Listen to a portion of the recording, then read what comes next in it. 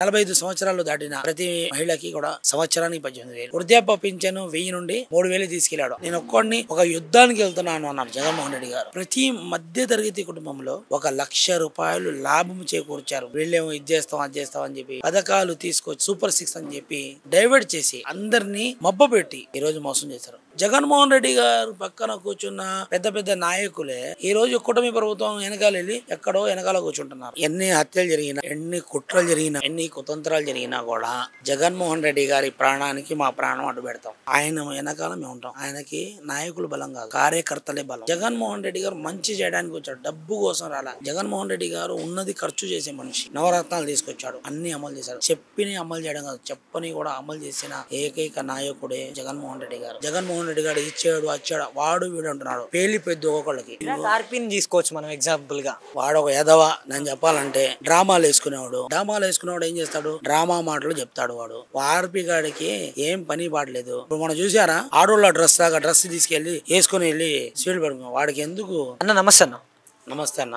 ఏంటన్నా కొత్తగా వైఎస్ఆర్సీపీకి సంబంధించి మీకు మైనారిటీకి సంబంధించి మొట్టమొదటిసారిగా అంటే మీకు ఇంతకుముందు పదవి ఏమీ కూడా లేకపోతుండే, కానీ ఇప్పుడు స్పోక్స్ పర్సన్, గుంటూరు జిల్లా స్పోక్స్ పర్సన్ ఇచ్చారు. మరి ఈ ప్రస్థానం అసలు ఎలా మొదలైంది, ఇక్కడ దాకా ఎలా వచ్చారు, ఇకపై దీన్ని ఎలా కొనసాగించబోతున్నారన్న? మాది వైఎస్ఆర్ జిల్లా కడప. మా నాన్నోళ్ళది అందరిది. ఒక 50 సంవత్సరాల క్రితం మేము ఇక్కడ వచ్చాము. ఇప్పుడు కూడా మా చుట్టాలు 70% ఇప్పుడు రాయలసీమలోనే ఉన్నారు. ఇక్కడ ఉన్నత చదువులు కొనసాగించడానికి ఇక్కడ వచ్చిన తర్వాత 2008లో మా కుటుంబం మధ్యతరగతి కుటుంబం కొంచెం అటు ఇటు ఉంది. నేను 10వ తరగతితో ఆపేశాను. కానీ మా చెల్లెలు మా తమ్ముడు కూడా వాళ్ళు ఇంకా చదవాలి అని చెప్పి వాళ్ళకి ఆశ ఉంది. ఇప్పుడే మా టీచర్ గారు చెప్పారు, మీరు బాధపడక్కర్లా, మంచి మార్కులు వచ్చినాయి మీ తమ్ముడికి కూడా మీ చెల్లికి కూడా, వాళ్ళు ఇంజనీర్లు అవ్వాలనుకుంటున్నారు, మీకు ఒక గొప్ప అవకాశం వచ్చింది అన్నాడు. ఏం అవకాశం వచ్చింది మేడం గారు అని చెప్తే ఆమె చెప్పారు, ఒక ప్రజానాయకుడు ముఖ్యమంత్రి వైఎస్ రాజశేఖర రెడ్డి గారు 4% రిజర్వేషన్ తెచ్చారు. దాని ద్వారా మీరు డబ్బు చెల్లించకుండానే మీరు ఇంజనీర్లు డాక్టర్లు అవ్వచ్చు. ఇప్పుడు దాకా ముస్లిం సమాజం బిలో దరిద్ర రేఖకి కిందకు ఉంది. ఇంతకుముందు రాజులు పరిపాలించినారు, కానీ తర్వాత ఇప్పుడు చూసుకుంటే ఈ శతాబ్దంలో బాగా కిందకు ఉంది ముస్లిం సమాజం. చదువులో డాక్టర్లు కూడా చూడాలంటే మొత్తం గుంటూరులో ఒకళ్ళు ఇద్దరే ఉండేవాళ్ళు. వైఎస్ రాజశేఖర రెడ్డి గారు ఎప్పుడైతే ఈ 4% తీసుకొచ్చారో దాని తర్వాత ముస్లిం సమాజంలో ఆశయాలు పైకి లేచినాయి. ప్రతి వాళ్ళు డాక్టర్ అవ్వాలి, మేము ఇంజనీర్ అవ్వాలని చెప్పి అందరు కష్టపడడం మొదలుపెట్టారు. 2008 తర్వాత ఇప్పుడు చూసుకుంటే దాదాపు 2025 ఇప్పుడు అంటే 17 సంవత్సరాలు. ఇందులో ఇప్పుడు మన గుంటూరు డిస్టిక్లో చూసుకుంటే గుంటూరు టౌన్లోనే వేళ్ల మీద లెక్కేసి చెప్పవచ్చు 40-50 మంది డాక్టర్లు ముస్లిమ్స్ ఉన్నారు. హార్ట్ సర్జన్లు ఉన్నారు, తర్వాత కార్డియాలజిస్ట్ ఉన్నారు, ప్రతి దాంట్లో ఉన్నారు మన వాళ్ళు. ఇంజనీర్లు చూసుకుంటే బెంగళూరు, తర్వాత మా చుట్టాల్లోనే చాలామంది అమెరికాలో అటు ఇటు ఉన్నారు. వాళ్ళందరి భవిష్యత్తు వైఎస్ రాజశేఖర రెడ్డి గారు తీసుకున్న 4% వల్లనే జరిగింది. ఒక నాయకుడు ఒక ఇంతగా 1400 కిలోమీటర్ల ఆ టైంలో ఏవేళ్ల నుండి మొదలుపెట్టి ఆయన యాత్ర అసలు ఏంది స్థితిగతులు మనుషులు అని దగ్గరగా చూసి రైతుల కష్టాలు కానివ్వండి, ముస్లిం సమాజం కష్టాలు కానివ్వండి, అందరి పరిస్థితుల్ని చూసి ఆయన ఏ అయితే పథకాలు మొదలుపెట్టాడో ఆ పథకాలే ఆయనని ముందుకు తీసుకెళ్ళింది. తర్వాత ఆయన పార్టీ అన్నీ కూడా కాంగ్రెస్ జెండా అన్నా కూడా వైఎస్ రాజశేఖర రెడ్డి కుటుంబం మీదే మొత్తం సమాజం మొత్తం ఆధారపడి ఉంది. వాడిని ఒక ఆశయాలు. దాని తర్వాత ఆయన ఎప్పుడైతే చనిపోయారో 400 మందికి పైగా గుండెలు పగిలి జనాలు చనిపోయారంటే వాళ్ళ గుండెల్లో ఆయన మీద ఎంత ప్రేమ ఉందో అనేది మనకి బాగా అర్థం. అప్పటి నుండి జగన్మోహన్ రెడ్డి గారు ఇలా సంతకాలు సేకరణ చేశారని ఎంతోమంది ఏమేమో చెప్పారు. తండ్రి శవం పెట్టుకొని జగన్మోహన్ రెడ్డి గారు, అసలు జగన్మోహన్ రెడ్డి గారు చీప్ రాజకీయం చేసే వ్యక్తే కాదు అసలు. ఎందుకంటే ఆయన ఒక మంచి ఉన్నత చదువుల దగ్గర చదివాడు. ఆయన చదివిన తర్వాత ఆయన విదేశాల్లో కూడా చదివాడు, అన్ని చోట్ల చదివాడు. ఆయన బిహేవియర్ కానివ్వండి, ఆయన మాటతనం కానివ్వండి, ఆయన నడవడిగా కానివ్వండి, ఆయన ఆలోచనలు కానీ ఒక ముందు తరాలను బాగో చేయాలా అనే ఒక కాన్సెప్ట్ మీదే ఎప్పుడైతే ఢిల్లీలో పార్లమెంట్లో అసలు ఈ ప్రభుత్వానికి నేను వ్యతిరేక అని చెప్పి జగన్మోహన్ రెడ్డి గారు పికార్డులు ఫస్ట్ పెట్టిన వ్యక్తి ఆయనే. అందరూ అనుకున్నారు ఈయన ఒక్కడేం చేస్తాడు, ఈ కాంగ్రెస్ పార్టీ మొత్తం ఆంధ్ర రాష్ట్రంలోనే బాగా పుంజుకుంది, ఈయన ఒక్కడేం చేస్తాడు అనుకున్న కాంగ్రెస్ పార్టీ. అదే కాంగ్రెస్ పార్టీని ఆయన ఒక్కడే నుంచొని ముందుకు తీసుకెళ్ళి వాళ్ళందరి ఆలోచనలు సపరేట్గా ఉండే అసలు. దానివల్ల ఆయన ఆ పార్టీ వదలడం జరిగింది. దాని తర్వాత జెండా పట్టాడు. ఆ జెండా మీద మనం అందరం కలిసి కూడా నుంచున్నాం. ఆయన రాజకీయాలకి రాజీనామా చేసేటప్పుడు ఆయనే గెలవాలి అని కొన్ని వేల కళ్ళు ఆశగా ఎదురుచూశాయి. ఏదైతే 11 సీట్లు ఆయన రాజీనామా చేయించాడో ఆయన చేయలా. నేను ఒక్కడిని ఒక యుద్ధానికి వెళ్తున్నాను అన్నారు జగన్మోహన్ రెడ్డి గారు. ఒక యుద్ధానికి వెళ్తున్నాను నేను, ఆ యుద్ధం గెలవాలంటే మీరందరూ భవిష్యత్తు కూడా ముందు పెట్టుకోవాలి, అలా అయితే మీరు రాండి, నా ద్వారా మీరు మీ భవిష్యత్తు కాలరాయకూడదు అని చెప్పి వాళ్ళకి చెప్పాడు. అంటే నా ద్వారా మీరు డేంజర్లో పడమకండి అన్నారు. కానీ వాళ్ళందరూ అన్నారు ప్రజాక్షేత్రంలో ప్రజల ఆశయాలకు అనుగుణంగా మహానేత తనయుడుగా వైఎస్ రాజశేఖర రెడ్డి గారే దీనికి సరైన నాయకుడు అని చెప్పి ఆయన అందరూ రాజీనామా చేసి ముందుకు రావడం జరిగింది. దాని తర్వాత ఏం జరిగిందంటే అలాగా ముందు నడవడం జరిగింది. మేమందరం కూడా అప్పటి నుండి వైఎస్ రాజశేఖర రెడ్డి గారి ఆశయాలకు అనుగుణంగా జగన్మోహన్ రెడ్డి గారి జెండా పట్టాము. మైనార్టీలు అందరూ ముందుకు సాగుతున్నాం. ఇప్పుడు దాకా ఎన్నైతే బాగా ఇచ్చారో మంచి కాలంలో జగన్మోహన్ రెడ్డి గారు తోడున్నారు.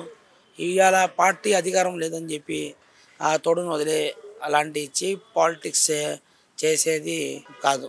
కొన్ని మేము మాది ఒక ధర్మం మాకు నేర్పిస్తుంది ఏంటంటే కష్టాల్లో ఉన్నా కూడా సుఖంలో కూడా తోడుండేవాడే సరైన కష్టపడే నాయకుడు అని చెప్పి. 2024 ఎలక్షన్ తర్వాత అధికారం కోల్పోయిన వైసీపీ అందరి మైండ్ డైవర్ట్ చేసి అందరినీ మబ్బపెట్టి పథకాలు తీసుకొచ్చి ఈ చేస్తాం అవి చేస్తాం సూపర్ 6 అని చెప్పి మైనార్టీలకి ఎంత నమ్మక ద్రోహం చేశారంటే షాదీ తోఫా ఇవ్వట్లేదన్నారు, తర్వాత మైనార్టీ లోన్స్ ఇవ్వట్లేదన్నారు, దులాన్ పథకం ఇవ్వట్లేదన్నారు, తర్వాత ఆ విదేశీ విద్య ఇవ్వట్లేదన్నారు.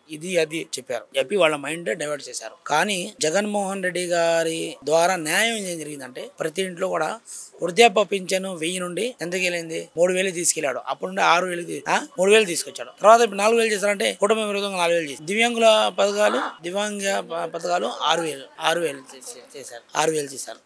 తర్వాత చేయూత పథకం అని చెప్పి అది 45 సంవత్సరాలు దాటిన ప్రతి మహిళకి కూడా 18,000 సంవత్సరానికి 18,000. దాని తర్వాత ఆ అమ్మఒడి అని చెప్పి ప్రతి ఇంట్లో కూడా వాళ్ళకి ఇలాగా ప్రతి మధ్య తరగతి కుటుంబంలో 1,00,000 రూపాయలు లాభం చేకూర్చారు జగన్మోహన్ రెడ్డి గారు సంవత్సరానికి చూపించారు. అలాంటి మంచి పనులు చేస్తే వీళ్ళేమో ఇది చేస్తాం అది చేస్తాం అని చెప్పి ఈరోజు మోసం చేశారు. కూటమి ప్రభుత్వం ఆశిస్తుంది ఏంటంటే ఇప్పుడు మేము వచ్చేసాము, మేము ఇంకా వెనక్కి వెళ్ళే ఉంటాం. కానీ 18 నెలల్లోనే ఎంత వ్యతిరేకం వచ్చిందంటే మెడికల్ కాలేజీలే తీసుకోండి, 17 మెడికల్ కాలేజీలు కట్టి దానికి కావాల్సింది 8,480 కోట్లుంటే తక్కిమాయి మెడికల్ కాలేజీలు పూర్తవుతాయి. కానీ వీళ్ళు ఏం చేస్తున్నారు, అది పీపీపీ అంటే ప్రైవేట్కి దర్థం చేస్తున్నారు. ఎలా అయితే సెంట్రల్ గవర్నమెంట్ ఎల్ఐసి అమ్మేస్తుందో ఇది అమ్మేస్తుంది అది అమ్మేస్తుందో వీళ్ళు కూడా అన్ని ప్రైవేట్ పరం చేసి గవర్నమెంట్ కింద ఏం లేకుండా చేయాలన్నదే వీళ్ళ కక్ష సాధింపు కుట్రలు కుతంత్రాలు. దీనన్నీ చూస్తున్నారు జగన్మోహన్ రెడ్డి గారు. ఒకే మాట అన్నాడు, మీరు తప్పు చేయమాకండి, తప్పు చేసి మీరు పారిపోదాం అనుకుంటే రేపు సముద్రాలు ఎన్నుకున్నా కూడా వాళ్ళని లాక్కుని వచ్చి చేసే వాళ్ళకి న్యాయం చేస్తాను, ఎవరినైతే మీరు కష్టాలు పాలు చేస్తున్నారో వాళ్ళందరినీ కూడా నేను లెక్క తీరుస్తాను అంటున్నాడంటే కార్యకర్త బాధపడకూడదు. ఆయన నాయకులు ఎంతోమంది మంత్రులు చేశారు, ఈరోజు వాళ్ళ దగ్గర వెళ్ళిపోయారు, కూటమి ప్రభుత్వం దూకారు. అక్కడ ఏం జరిగింది, జగన్మోహన్ రెడ్డి గారు పక్కన కూర్చున్న పెద్ద పెద్ద నాయకులే మినిస్టర్లే ఈరోజు కూటమి ప్రభుత్వం వెనకాల వెళ్ళి ఎక్కడో వెనకాల కూర్చుంటున్నారు. వాళ్ళు ఏదైతే విలువ ఆశించి వెళ్ళారో ఆ విలువను కోల్పోయి ఏం చేశారు. ఒక చిన్న ట్రిక్ చెప్తున్నాను అన్న, నేను టిప్పు సుల్తాన్ గారు మైసూర్ మహారాజా, ఆయనకి బ్రిటిష్ వాళ్ళు ముందుగా వచ్చి ఎవ్వరు కూడా యుద్ధం చేయలేదు. ఆయన నమాజ్లో ఉన్నారు, నమాజ్ చేస్తున్నాడు, నమాజ్లో అల్లా మీదే ఏకాగ్రత ఉండాలి, అటు ఇటు ఏకాగ్రత ఉండకూడదు. ఏకాగ్రతతో ఆయన నమాజ్ చేస్తున్నాడు. నమాజ్ చేస్తుంటే వీళ్ళలో ఉన్న కొంతమంది ఏం చేశారంటే వీళ్ళల్లో ఉందామని కొంతమంది ఏం చేశారంటే ఆ ఎవరైతే బ్రిటిష్ వాళ్ళు ఉన్నారో వాళ్ళకి ఆ సపోర్ట్ చేసి ఆ టిప్పు సుల్తాన్ గారిని చంపడంలో భాగస్వామ్యులయ్యారు వాళ్ళు. తర్వాత వాళ్ళకి బ్రిటిష్ ప్రభుత్వం మాకు ఏదో ఇచ్చేసిద్ది ఏమో చేసేసిద్ది అని చెప్పి వాళ్ళు అక్కడ వెళ్తే వాళ్ళకి ఏం చేశారంటే మీరు నమ్మకం ద్రోహం చేసిన మూర్ఖులరా, మీలాంటి వాళ్ళు అంత బాగా మీకు చూసుకున్నవాడే చూసుకుంటే టిప్పు సుల్తాన్ మహారాజు మీకు ఇంత బాగా చూసుకుంటే ఆయనకి మీరు నమ్మకం ద్రోహం చేశారు, మీరు ఇంకా బ్రతకూడదు అని వాళ్ళకి ఏం చేశారంటే విషం ఇచ్చి వాళ్ళని చంపేశారు బ్రిటిష్ వాళ్ళు. అంటే మంచి చేసే వాళ్ళకి మోసం చేసిన వాళ్ళకి గతి ఏమైంది, ఎలాంటి చావు వచ్చింది. అది అలాగే జగన్మోహన్ రెడ్డి గారు మంచి చేయాలి ముందుకు వెళ్తున్నారు. దాంతో ఈరోజు నాకు ఈ పదవి ఇచ్చారు. దీనికి నేను ఇచ్చిన బాధ్యత పార్టీ అధికారం లేనప్పుడే ఈ పదవి నేను నాకు ఇచ్చిన బాధ్యత పూర్తి చేస్తా. అంటే ఎలా ఫేస్ చేయబోతున్నారంటే ఇప్పటి వరకు కూడా పార్టీ అధికారంలో ఉన్నప్పుడు అధికార ప్రతినిధి అనేది ఇట్స్ నార్మల్ థింగ్, కానీ పార్టీ అధికారంలో లేనప్పుడు ఇలా హత్యలు జరుగుతున్నాయి, ఆడవాళ్ళ మీద దాడులు జరుగుతున్నాయి. ఇలాంటి రోజుల్లో కూడా మీరు అధికార ప్రతినిధే తీసుకుంటానని పట్టుబట్టడానికి కారణం ఏంటి? ఎన్ని హత్యలు జరిగినా కూడా, ఎన్ని కుట్రలు జరిగినా కూడా, ఎన్ని కుతంత్రాలు జరిగినా కూడా జగన్మోహన్ రెడ్డి గారి ప్రాణానికి మా ప్రాణం అడ్డు పెడతాం. రాయలసీమ విశ్వాసం ఏంటంటే నమ్మినోడికి మోసం చేయకూడదు. ప్రతి ధర్మం కూడా ఇదే నేర్పించేది. ఆయన వెనకాల మేము ఉంటాం. ఆయనకి నాయకులు బలం కాదు, కార్యకర్తలే బలం. ఈరోజు 18,000 మందికి యువతకి ముందు తీసుకొస్తున్నారంటే ఆమెకి బంగ్లాదేశ్ ఉంది. బంగ్లాదేశ్లో ఎప్పటి నుండి కాన్ఫరెన్స్ నడుస్తుంది. 2013లో నేను బంగ్లాదేశ్కి వెళ్ళాను, ఒక టూర్ మీద వెళ్ళాను. అక్కడ కొన్ని రోజులు ఉన్నాను. అక్కడే ఎలిగేషన్స్ చూశాను నేను. అప్పుడుది ఇప్పుడు నేను చూస్తున్నాను. అప్పుడు మొదలైన ఉద్యమము ఈరోజు నాందిబెలికి గవర్నమెంటే పడిపోయింది.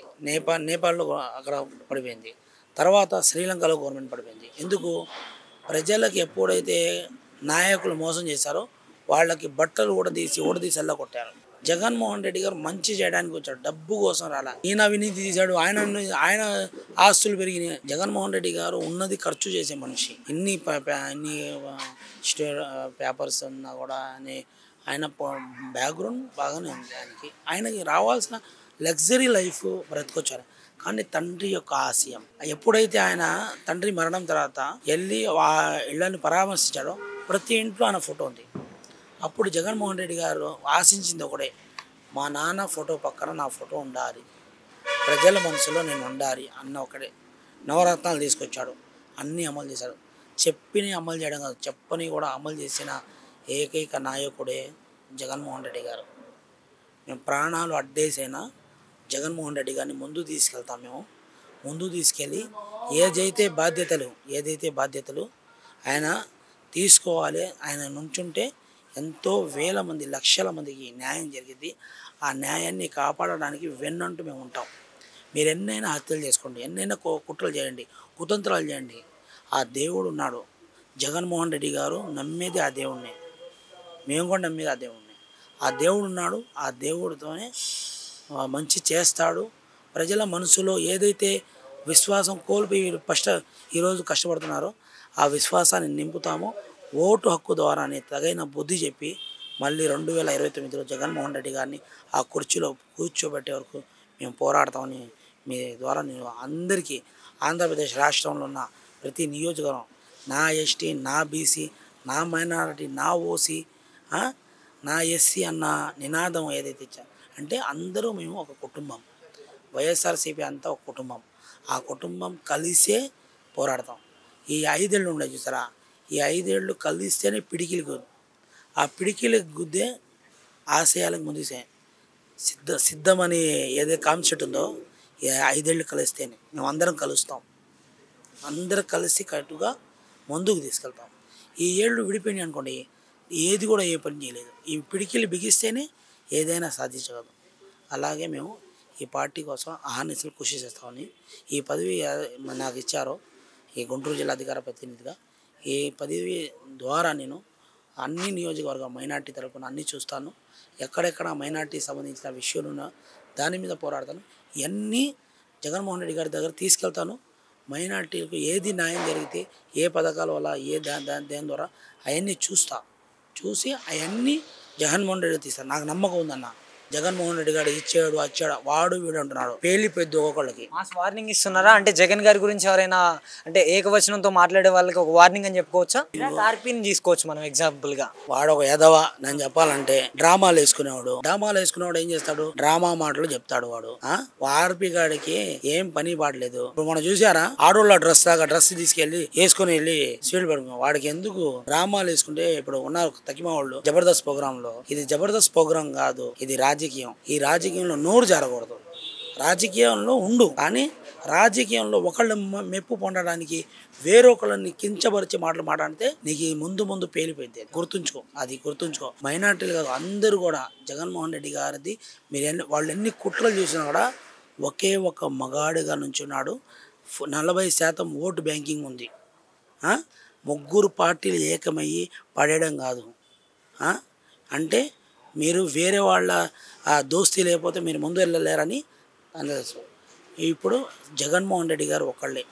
వాళ్ళ ఓట్లు వీళ్ళ ఓట్లు లెక్కేస్తే ఎన్నికల సంఘము నిర్ణయించిన ఓట్ల కంటే జగన్మోహన్ రెడ్డి గారికి 10 లక్షల ఓట్లు ఎక్కువ వచ్చినాయి. 10 లక్షల ఓట్లు ఎక్కువ వచ్చినాయి. పడిన ఓట్లు 1% అయితే లెక్కించిన శాతం వేరే. అంటే 54 లక్షల ఓట్లు ఎక్కువ వచ్చినాయి. ఎలా వచ్చినాయి? అంతా మోసం దగా. ప్రజలు చూస్తున్నారు. ఓటు ద్వారానే బుద్ధి చెప్తారు.